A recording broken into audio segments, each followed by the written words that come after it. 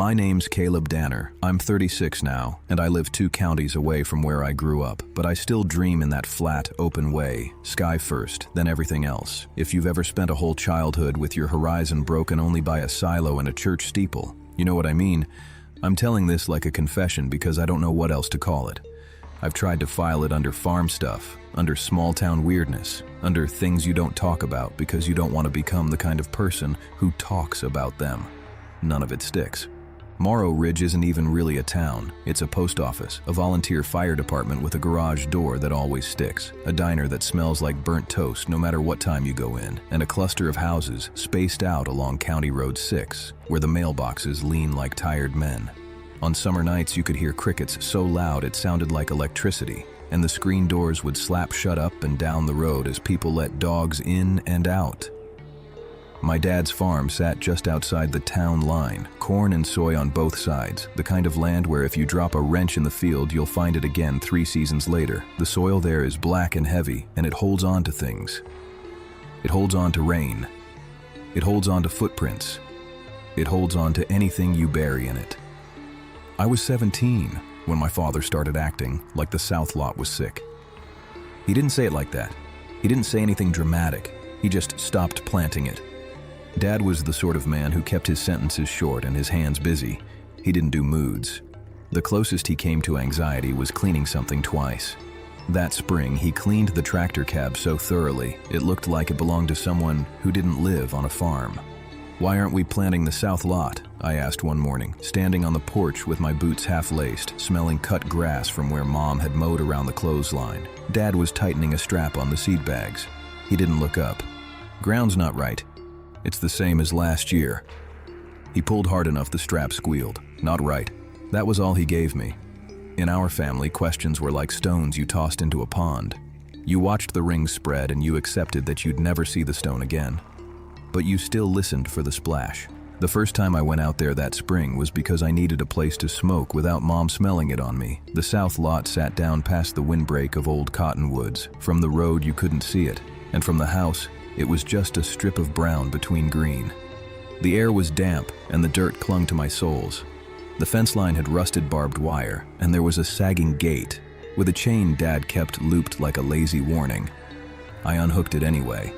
The metal was cold and left a smear of reddish dust on my hand. The lot looked normal. That was the unsettling part. No sinkholes, no dead patches, no standing water.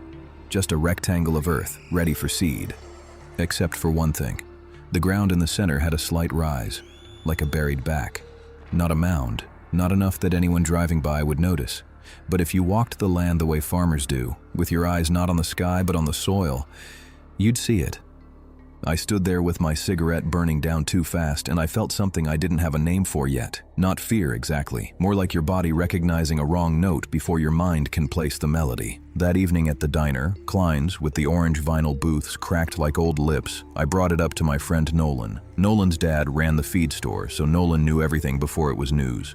"Dad's not planting the South Lot," I said, poking at fries that tasted like fryer oil and salt.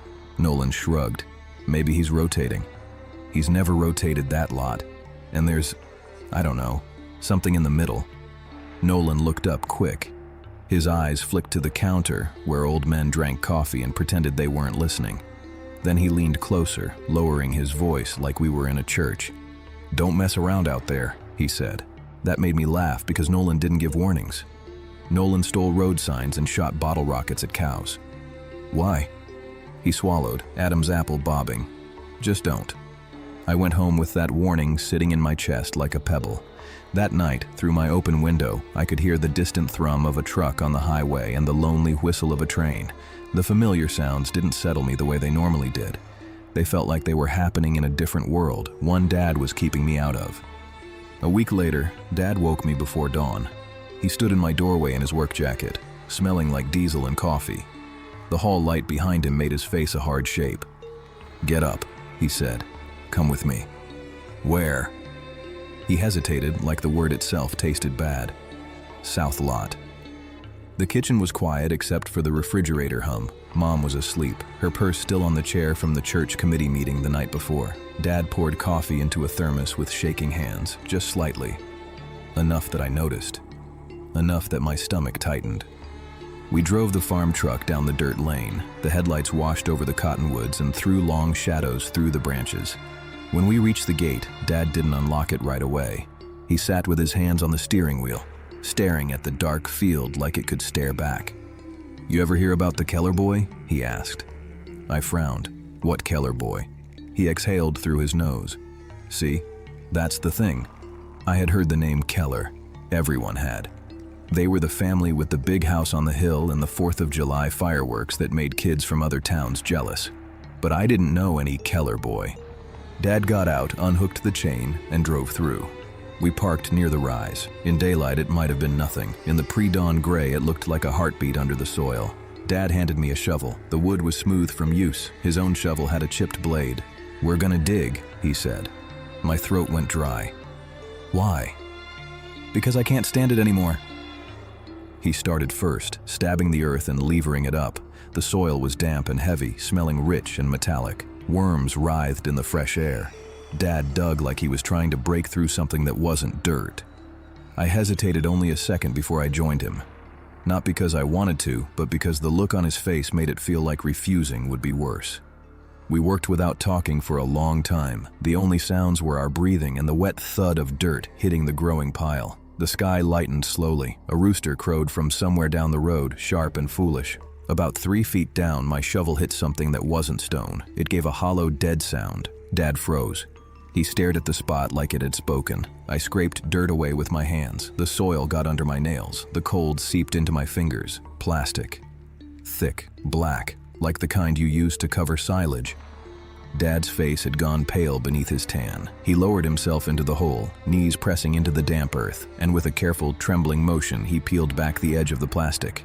There are things your mind does to protect you. It edits, it blurs, it fills in blanks with softer shapes. Mine didn't. Inside was a smaller bundle, tarps and duct tape, and beneath it something that had once been human and was now reduced to the idea of a person, not gore.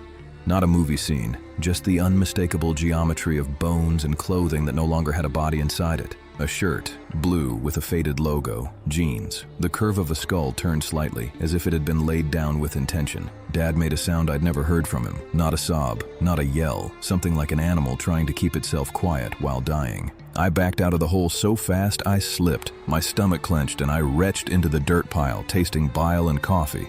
Dad didn't move. He stared down at the remains like he was looking at his own hands. "Caleb," he said, voice raw. "Listen to me." I wiped my mouth with my sleeve, shaking. "We have to call." "No," he snapped, and the sharpness of it made me flinch. Then his voice softened, but it was worse that way. "No, we don't." "What are you talking about?" "Dad, there's—" "I know what there is." He swallowed hard. "I've known for years." I stared at him. "How?" He climbed out slowly, dirt clinging to his knees. He looked older than he had an hour before. "I didn't put him there," he said, "but I helped keep him there." The words didn't fit in my head. I kept trying to force them into place like a puzzle piece that clearly belonged to another box. Dad leaned against the truck, breathing like he'd run a mile. "It was '89, he said. "County Fair week. Everybody at the Midway, everybody drunk on lemon shake-ups and cheap beer. I was your age. I knew the county fair. Everyone did. Even if you hated it, you went. It was where you proved you existed." Dad rubbed his face with a dirty hand, smearing soil across his cheek. "There was a fight," he said, "behind the livestock barns. Keller's oldest boy, Ethan, got into it with some men. Sheriff's cousin was one of them." I tried to picture Dad as a teenager and I couldn't. My father had always been my father, like he'd been born 45. "Ethan Keller," I said. The name sounded like a bell in a distant room. Dad nodded, eyes unfocused. He hit his head, went down hard, too hard. They panicked. Sheriff panicked. Because if word got out, Kellers had money, Kellers had lawyers, and the sheriff had a lot to lose. My heart hammered. "So what did they do?" Dad looked at me then, and the guilt in his eyes was almost physical, like heat. "They brought him here," he said. The field seemed to tilt around me. "Here?" This lot was mine back then, too. My dad had just put it in my name. The sheriff told me it'd be better if we handled it quiet. Said it wasn't like Ethan was. He didn't say the word, but he meant it, like Ethan wasn't really one of us. Like he'd caused the trouble. My hands curled into fists. And you... I was 17, Dad whispered. And the sheriff stood in my yard with his hand on his gun, smiling like he was doing me a favor. My dad stood behind me, silent. You know what silence is in a small town? It's permission. I couldn't breathe right. The morning air felt too thin. Dad stared back at the hole, the plastic edge still visible like a tongue. We buried him, he said. They said he was alive when they brought him, but I don't know. I don't know if that was true. I've told myself different versions for years so I could sleep. I heard Nolan's warning in my head. Don't mess around out there. Why didn't anyone... I started. Because the Kellers left, Dad said. Packed up within a month. Folks said it was business. Folks said it was divorce. Folks said it was city life calling. Folks said anything except what happened. I thought of the old men at Klein's, the way their eyes flicked and their mouths stayed shut. I thought of the sheriff's friendly wave at high school football games, the way he always called my mother ma'am like he respected her. What do we do now? I asked, and my voice sounded small. Dad's jaw tightened. We put it back, he said. I stared at him. You can't be serious. He looked at me like I was the one being naive. You call it in, and you think they won't know? You think they won't come here first? You think they won't make it my fault, your fault? You think the sheriff's office doesn't still have the same last names in it? I wanted to argue. I wanted to be righteous. But the truth was, even then, I understood how a town could close ranks like a fist. Dad stepped toward the hole. His hands were steadier now, like the act of saying it out loud had turned his guilt into a task. Help me, he said, and here's where the confession becomes mine. I helped him. I don't remember every movement because my mind still tries to protect me. I remember the weight of the dirt, the way it fell back into the hole with a sound like rain on a tin roof. I remember my father smoothing the soil with the back of the shovel until the field looked flat again. I remember the smell, earth and old plastic and something faintly sweet that I couldn't place. Before we left, Dad stood over the spot and said, very quietly, I'm sorry. Not to me. Not really. We drove back in silence. The sun came up over the beans like nothing had happened. A dog barked in the distance. The world kept its routine. At breakfast, Mom asked why we were dirty. Dad said we'd fixed a fence post. She nodded, satisfied, and started talking about the bake sale. The normalcy felt like a kind of cruelty. For years after, I told myself I was a kid, that I had no power, that I was trapped in my father's gravity. I left town at 18, joined the military, learned to sleep in places where the night didn't sound like crickets, but like engines and distant shouting. I built a life that didn't include fields, and still, every time I drive past a plowed lot and see a slight rise in the soil, my hands go cold. Last fall, Dad had a stroke. I went back to Morrow Ridge to help Mom. The sheriff came by with a casserole and a soft voice. He put his hand on my shoulder and told me my father was a good man. His eyes held mine a second too long. That night, after everyone left, Mom sat at the kitchen table in the yellow light, twisting a dish towel in her hands. She didn't cry. She just stared at the wood grain like it was a map. You and your father went out to the south lot once, she said. My heart lurched. What? She didn't look up. Years ago, you came back muddy, I asked. He said a fence post. I knew it wasn't. I couldn't speak. Mom finally met my eyes, and there was something there I'd never seen in her before. Something like resignation that had curdled into knowledge. You think I didn't know? She asked softly. You think women don't hear things? You think church gossip is just pies and prayers? My mouth opened, but nothing came out. She nodded to herself as if confirming something she'd carried a long time. The Keller boy, she said. I heard the name in whispers. I saw your father stop going to the fair.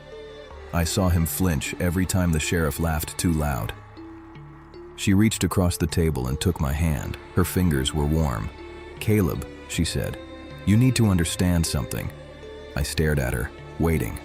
She squeezed once. Your father didn't choose the south lot, she said. Your grandfather did. It landed in me like the shovel hitting plastic, a new layer beneath the old one, and that's the part that still unsettles me most. Not the bones, not the burying. The way evil in a small town isn't a stranger in the night. It's a family decision. I'm telling you this now because my father can't, and my mother won't. Because the south lot is still unplanted, still sitting there like a blank page no one wants to read. And because every time I hear a screen door slam, in summer, part of me is back in that field, smoothing dirt over someone the town decided not to remember. I don't know if Ethan Keller was alive when they brought him here. I don't know if he tried to breathe under that plastic. I don't know if my father truly didn't know. What I know is what I did. I helped put him back. If you enjoyed this story, please make sure to hit the subscribe button and tell me in the comments, where are you watching from?